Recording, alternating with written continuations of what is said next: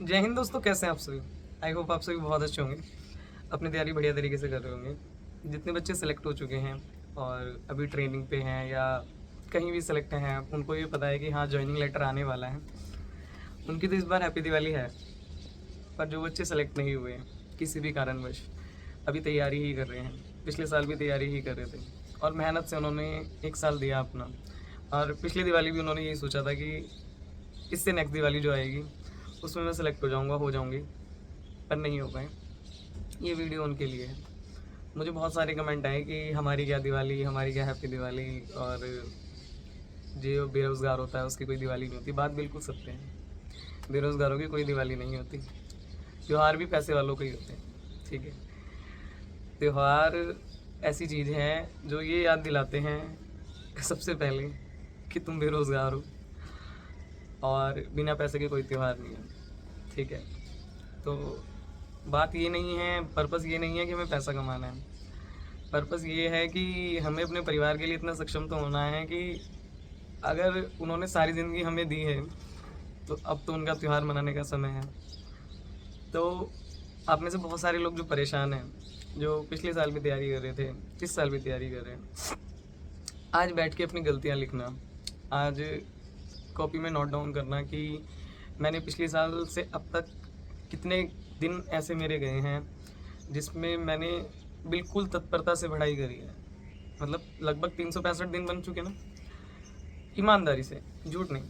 365 दिन में से कितने दिन ऐसे गए जिसमें मैंने बिल्कुल बदमाशी नहीं करी, बिल्कुल। मतलब अगर आज मैं पढ़ा तो मैं पढ़ा ही, मैंने फ़ोन नहीं चलाया, मैंने वो नहीं चलाया।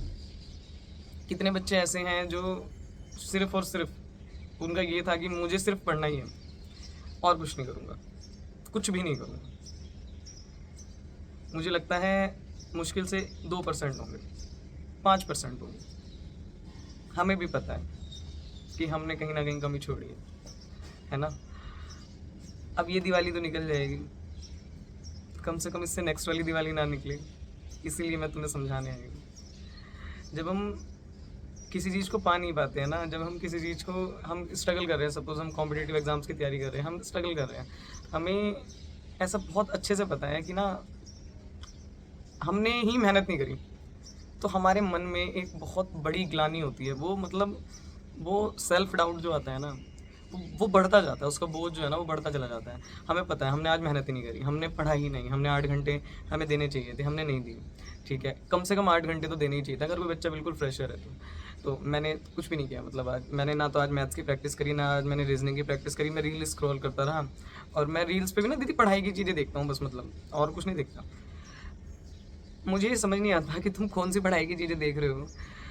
आप एक चीज़ बहुत अच्छे से समझ लो, आपको अगर कोई भी एग्ज़ाम क्लियर करना है, मैं हमेशा यही बात बताती हूँ, सिर्फ सिर्फ सिर्फ 4 सब्जेक्ट आपको पूरे करने हैं। आप में से बहुत सारे बच्चे ऐसे हैं जो पिछले 3 साल से तैयारी कर रहे हैं और आपके ये 4 सब्जेक्ट कंप्लीट नहीं हैं, जीके, हिंदी, मैथ, रीजनिंग। अभी बहुत सारे बच्चे ऐसे होंगे जिन्होंने इकोनॉमिक्स को छुआ ही नहीं होगा। बहुत सारे तुम्हारे मैथ्स के चैप्टर ऐसे होंगे जो तुम्हें नहीं आते होंगे। अभी तुम्हारी अर्थमेटिक ही नहीं कंप्लीट हुई होगी, एडवांस की तो मैं क्या बात करूँ। और तुम कर रहे हो पुरातन काल से तैयारी, है ना। बुरी तो लगेंगी मेरी बातें, खैर, पर क्या फ़ायदा। लगातार लाइब्रेरी जा रहे हो, किसी को नहीं अच्छा लगता पढ़ना, पता है। कोई यहाँ पे ऐसा आइंस्टाइन नहीं है, तुम्हें ऐसा लग रहा हो कि मज़ा आ रहा है, मज़ा, कोई मज़ा वजह नहीं आता। और जो ये कहे कि हाँ बहुत मज़ा आ रहा, नहीं आ रहा मज़ा, ठीक है। जब तक तुम वीडियोस देखोगे, नोट्स बनाओगे, तुम्हें मज़ा आएगा। जिस दिन तुम रिवाइज करने बैठोगे उस दिन तुम्हें मौत आएगी, तुम पढ़ ही नहीं पाओगे। मतलब तुम्हें इतना गुस्सा आएगा कि इससे बुरी स्थिति नहीं हो सकती, मैं पढ़ नहीं सकता, ठीक है। तो आपको करना ये है बेसिकली कि अपनी गलतियों को सुधारना है, ठीक है। आपने जो अभी तक कर दिया, इससे अगली दिवाली भी ऐसी ही जाएगी, उससे अगली भी ऐसी ही जाएगी, ठीक है। अगर अपने अंदर चेंजेस नहीं ला पा रहे हो तो छोड़ दो पढ़ाई, कुछ और कर लो, ठीक है। जो लोग ये कहते हैं ना, अरे कॉम्पिटेटिव एग्जाम्स में कुछ नहीं है, सरकारी नौकरी में कुछ नहीं रखा, ये है वो है, तो कुछ और करो ना, कुछ और कर लो।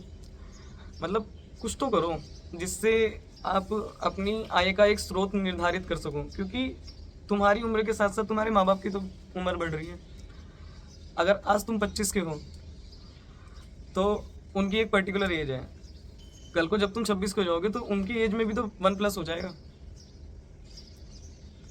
हम ही तो तैयारी करते करते चीज़ों को रोक दे रहे हैं। हमें तो ऐसा लग रहा है कि बाहर कुछ नहीं चल रहा, चीज़ें बहुत तेज़ी से बदल रही हैं।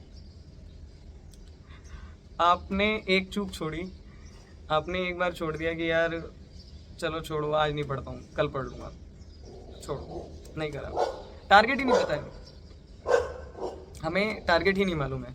हमें यही नहीं पता कि हमें आज करना क्या है। हम उठते हैं, हम देखते हैं, अच्छा इधर क्या बनाया मम्मी, खाया, फिर उसके बाद अच्छा चलो पढ़ लेते हैं। फिर हमने फ़ोन खोला, जैसे ही हमने वाईफाई या नेट ओपन किया, 15 मैसेजेस आए, सब ख़त्म, सब ख़त्म। मतलब उसके बाद तो कुछ पढ़ाई होनी नहीं है। गए 2 घंटे। उसके बाद हमने सोचा चल नहीं यार, अब 10 बजे से मुझे पढ़ना था, 10 के 10:30 हो गए। फिर सोचा यार 10:30 छोड़ो, अब आधा घंटा ज़्यादा हो चुका है, अब 11 बजे से पढ़ूंगा। पढ़ाई नहीं, 11 बज गए, 11 बजे से पढ़ा, 2 घंटे पढ़ा, फिर फ़ोन देखने लगे। सबसे पहले ये बातें तुम्हें कोई नहीं कहेगा, सच बता रही हूँ, बिल्कुल ये बातें तुम्हें कोई नहीं कहेगा। जितने भी तुम्हारे फ़ोन में नोटिफिकेशन वाले ऐप हैं, अगर उन्हें डिलीट नहीं कर सकते तो उनके नोटिफिकेशंस को ऑफ कर दो, ठीक है। अगर उन्हें डिलीट नहीं कर सकते, नोटिफिकेशन ऑफ कर दो। मैंने सेकंड टाइम बोला, जैसे व्हाट्सअप, इंस्टाग्राम, टेलीग्राम, सिर्फ तभी वहाँ पर जाओ जब तुम्हें लगता है कि आज मुझे ज़रूरत है। जैसे मान लो मैं टारगेट बैच स्टार्ट किया, मैंने टारगेट दे दिया, रात को टारगेट डल जाता है, नहीं डल पाता तो अगले दिन डल जाता है। मैंने टारगेट दे दिया, तुमने टारगेट नोट किया, तुमने आज चिपका लिया दीवार पे, ठीक है। दीवारें तो सबके घर में होती है, मेरे ख्याल से दीवारों से बनता है ना घर, तो दीवारें सबके घर में होती हैं। दीवारें नहीं हैं, एक कोना तो होगा, कुछ तो होगा, ठीक है। मैं भी कोने में बैठ के बना रही हूँ वीडियो, ठीक। तो यहाँ पे चिपका लो। उसके बाद तुम्हारे पास कोई काम नहीं है, तुम्हारे पास सिर्फ ये काम है कि मुझे ये ख़त्म करना है आज। सपोज़ करो मैंने ऑनलाइन ही तुम्हें कुछ दिया होगा, ठीक है, तो मैंने या जिसने भी, या आपने अपने खुद से बनाया, तो अब तुम्हारा टारगेट ये है कि मैं सबसे पहले इन सब चीज़ों को कर लूँ। ये जो टारगेट मैंने दिया, उसके बाद मुझे कुछ और सोचो, उसके बाद मुझे कुछ नया करना है, कुछ और सोचना है, ठीक है। जब तक तुम्हारा सिलेबस कंप्लीट नहीं होगा तब तक तुम्हें मॉक टेस्ट देने का कोई फ़ायदा नहीं। पहली चीज़ तो ये समझ लो। तो मॉक टेस्ट अगर तुम दोगे तो सारी चीज़ें इसलिए ही बेकार हो जाएंगी क्योंकि तुम्हें कुछ आता ही नहीं है। जब तुम देखोगे उसमें, तुम ये देखोगे यार इस टाइप के इतने सारे क्वेश्चंस हैं, इस टाइप के बहुत सारे क्वेश्चंस आ रहे हैं, इस टाइप के मैंने देख लिया कि 10 से 15 क्वेश्चन इसी टाइप के आ रहे हैं, ठीक है। कि परसेंटेज का एक पर्टिकुलर टाइप पूछा जा रहा है, इलेक्शन वाले क्वेश्चन आ रहे हैं, ठीक है। प्रॉफिट एंड लॉस का बट्टे वाला क्वेश्चन आ रहा है, ठीक है, बार बार पूछा जा रहा है, ठीक है। आप जब मॉक टेस्ट दोगे तो आपको पता चलेगा कि एक पर्टिकुलर टाइप के क्वेश्चंस पूछे जाते हैं। वो पर्टिकुलर टाइप तुम्हें तब पता चलेगा जब तुमने ऑलरेडी पढ़ा हुआ होगा, जब तुमने ऑलरेडी क्लासेस देख रखी होंगी, तुम्हारे पास ऑलरेडी नोट्स होंगे, और वो नोट्स भी 2 से 3 बार रिवाइज होंगे, क्योंकि तुम्हें फिर याद तो आएगा कि हाँ ऐसा कुछ पढ़ा है, पर तुम उस क्वेश्चन को कर नहीं पाओगे क्योंकि तुम्हें रिवाइज नहीं है। तो रिवीजन इज़ द की, ठीक है, रिवीजन इज़ द की। अगर आप किसी भी एग्ज़ाम की तैयारी कर रहे हो, XYZ किसी भी एग्ज़ाम की तैयारी कर रहे हो, आपका सिलेबस ज़रूर से कंप्लीट होना चाहिए। जिस दिन तुम्हारा सिलेबस कंप्लीट हो जाएगा, तुम 75% मार्क्स हर मॉक टेस्ट में गेन करने शुरू कर दोगे। कोई मॉक टेस्ट ऐसा नहीं है, इस भारत में तो नहीं है अभी तक, मैं जितने भी ऐप तुम यूज़ करते हो ना, सब में प्रीवियस ईयर क्वेश्चन भरे हुए हैं, सब में, ठीक है। सबसे पहले अपना सिलेबस कंप्लीट करो, उसके बाद प्रीवियस ईयर क्वेश्चंस को देखो। प्रीवियस ईयर क्वेश्चन किसी भी पर्टिकुलर एग्जामिनेशन में किस तरीके के पूछे जा रहे हैं, उसके बाद मॉक टेस्ट पे आओ, फिर रिवाइज करो, फिर रिवाइज करो, फिर रिवाइज करो। तुम में से कितने बच्चे ऐसे हैं जो सेलेक्ट नहीं हुए और उन्होंने अपना सिलेबस 5-5 बार कंप्लीट कर रखा है? नीचे कमेंट करना। जितने बच्चे भी ऐसे हों, मैं बता दूंगी वो 1-1, 2-2 नंबर से ही रहे होंगे, ज़्यादा नहीं रहे होंगे। और जो ये तुम बोलते फिरते हो ना सबको, अरे पिछली बार बस 1 नंबर से रह गया, 0.1 मार्क्स से रह गया, बहुत सारे बच्चे ऐसे बोलते हैं। मत बोलो, मत बोलो, एक्सेप्ट करो मैं 10 नंबर से रहा था, एक्सेप्ट करो मेरा नहीं हुआ था, एक्सेप्ट करो कि मैंने पढ़ा ही नहीं था। झूठ मत बोलो। जब हम सच बोलते हैं तो भगवान भी साथ देता है। जब तुम झूठ बोलोगे ना सबको जाके, अरे वो तुम्हारे बारे में वैसे भी गलत ही सोच रहा है, ठीक है। जिसको तुम बता रहे हो ना 1 नंबर से रहा था, वो तुम्हारे बारे में वैसे भी अच्छा नहीं सोच रहा, ठीक है। तो तुम जिसके चक्कर में तुम झूठ बोल रहे हो, मत बोलो, कह दो यार नहीं हुआ था।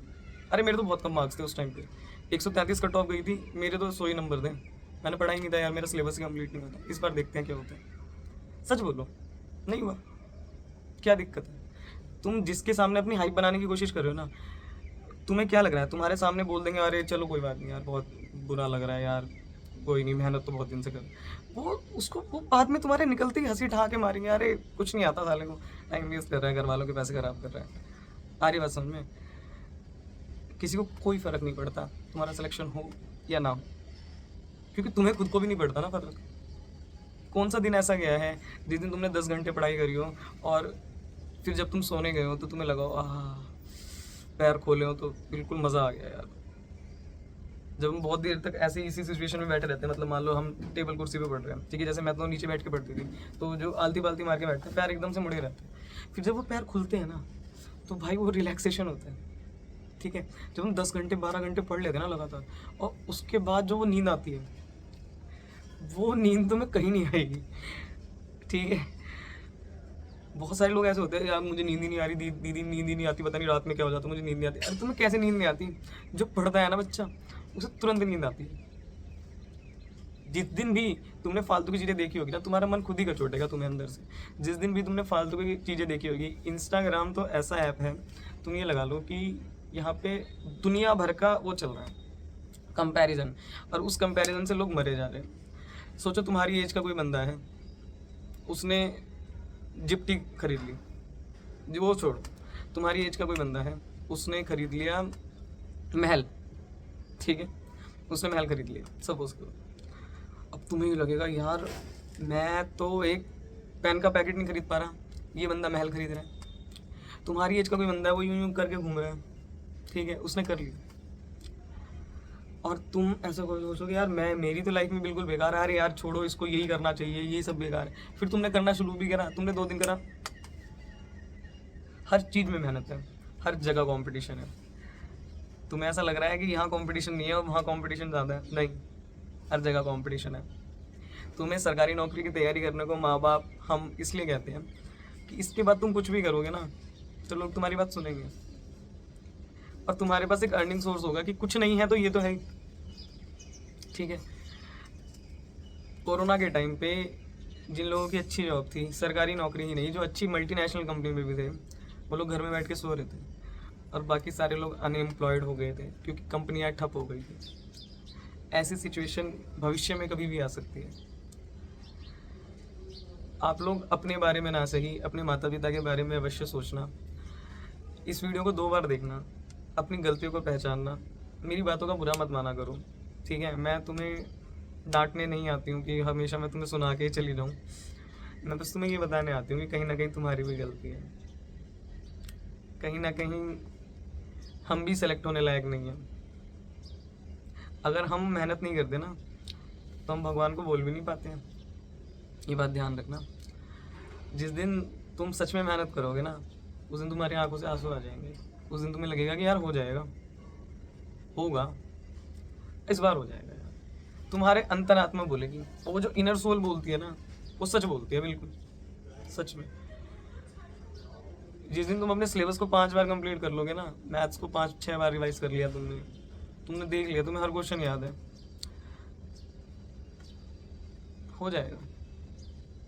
ये एग्जाम नहीं निकलेगा, दूसरा निकल जाएगा, उसमें नहीं होगा, इसमें हो जाएगा, किसी में हो जाएगा। तुम्हें एक ये सेटिस्फेक्शन होगा कि यार इस वजह से नहीं हुआ। अगर कोई परिस्थितियां बाहरी ही बन जाती हैं कि भाई एक्सीडेंट हो गया सपोज, या तुम्हारी उसी दिन ही तबीयत खराब हो गई, या उसी दिन ही कुछ घर में कुछ बात हो गई, मौसम खराब हो गया, तो मानते हैं कि भाई तुम्हारा सिलेक्शन नहीं हो पाया। और जिस दिन तुम बैठे जाके कंप्यूटर पे, कंप्यूटर ही ख़राब हो गया, कंप्यूटर बंद हो गया, ठीक है, 15-20 मिनट तक कंप्यूटर ही नहीं चला, माउस ख़राब हो गया, सिस्टम ख़राब हो गया, वो तो हम मानते हैं कि चलो ठीक है गलत हुआ। पर मौसम भी सुहाना है, घर भी बिल्कुल ठीक है, घर वाले बिल्कुल पैसा भी समय से भेज रहे हैं, और सारी चीज़ें कर रहे हैं, तब भी तुम नहीं पढ़ रहे हो, तब भी तुम्हारा पेपर भी बिल्कुल, कंप्यूटर तो ऐसा चल रहा है कि कभी चला ही नहीं, बिल्कुल उसमें अल्ट्रा 7 का प्रोसेसर लग रहा है। जब कुछ आता ही नहीं है तो क्या होगा तुम्हें? तो अगर तुम पेपर देने जाओगे तो तुम्हें तो 2 घंटे भी ज़्यादा ही लगेंगे, तुम्हें ज़्यादा तेजी, क्योंकि आता ही नहीं था कुछ भी। टाइम तो कम उसे पड़ता है ना जिसने मेहनत करी होती है, तुम्हें तो टाइम कम ही नहीं पड़ेगा, तुम्हारे लिए तो टाइम पूरा है, तुम्हारे लिए तो टाइम पास करना मुश्किल है। तुम अगल बगल वाले को देख रही हो कौन सा क्वेश्चन कर रहा है, अरे यार तेरा कितने हो गए, तुम तो ये देखोगे। आ रही बात समझ में? तो अपनी गलतियों को पहचानो, ठीक है नहीं हुआ, इससे नेक्स्ट ईयर तक मैं कर दूंगा। आज कमेंट करना, जो भी बच्चा यहाँ तक पहुँचा है, यहाँ तक उसने वीडियो देखी है, कमेंट करना कि अगली दिवाली मेरी सिलेक्शन वाली होगी, अगली सर्दी खाकी वर्दी ले लूँगा दीदी। खाकी वर्दी नहीं ली तो कहीं पे भी सेलेक्ट हो जाऊँगा। एक दिया अगली दिवाली तक तुम सभी लोगों को अपने घरों में जलाना है। अगर कोई मुझे कुछ भी मानता है तो ये दिया ही, ये सरकारी नौकरी का दिया ही तुम्हारे घर में असली रोशनी लाएगा। चाहे तुम जॉब पे लगने के बाद घर आ पाओ या ना आ पाओ, पर तुम्हारे घर वाले सीना ठोक के कहेंगे मेरा बेटा वहाँ लगा हुआ है। अरे उसे इसलिए छुट्टी नहीं मिली क्योंकि वो वहाँ पे सिलेक्टेड है, वो वहाँ पे है। पर तुम जब कुछ करोगे ही नहीं ना तो कुछ नहीं कह पाएंगे। बेकार है वो ज़मानी जो माता पिता की नज़रों को झुका देगी, कुछ नहीं हुआ। आ रही है बात समझ में? तो अगर कुछ मन में आया हो मेरे से, कुछ भी तुम्हें इतनी सी भी उम्मीद मिलती हो, इतना सा भी कुछ फ़र्क पड़ता हो, तो बढ़िया तरीके से मेहनत करना, ठीक है? बकवास नहीं, मेहनत चाहिए मुझे, और मुझे पता है तुम करोगे, मुझे पता है। मैं चाहे कितना ही डांट लूँ, तुम तब भी मुझे हमेशा यही कहते हो दीदी हमें आपकी बातों से मोटिवेशन मिलता है। बहुत सारे बच्चे तो ऐसे कहते हैं तुम कुछ भी ले आओ मैं देखती हूँ, चाहे मैं दिल्ली पुलिस की तैयारी भी नहीं कर रही तब भी मैं देखती हूँ। मतलब थैंक यू सो मच, बहुत बहुत धन्यवाद आपका। सच में मुझे नहीं पता था कि इतना भी प्यार लोग मुझे करेंगे और मैं भी इस लायक हूँ, पर फिर भी मैं काम के किस्से लाती रहूँगी। और आपके समय से कोई भी वीडियो इम्पोर्टेंट नहीं है, पर फिर भी मैंने ऑलमोस्ट हर स्ट्रैटेजी की वीडियो बनाई हुई है, यूपीएसआई की भी, यूपी पुलिस कांस्टेबल की भी, दिल्ली पुलिस कांस्टेबल की भी। आप लोग चाहें तो चैनल पे विजिट कर सकते हैं, देख सकते हैं और सब्सक्राइब कर सकते हैं। जय हिंद।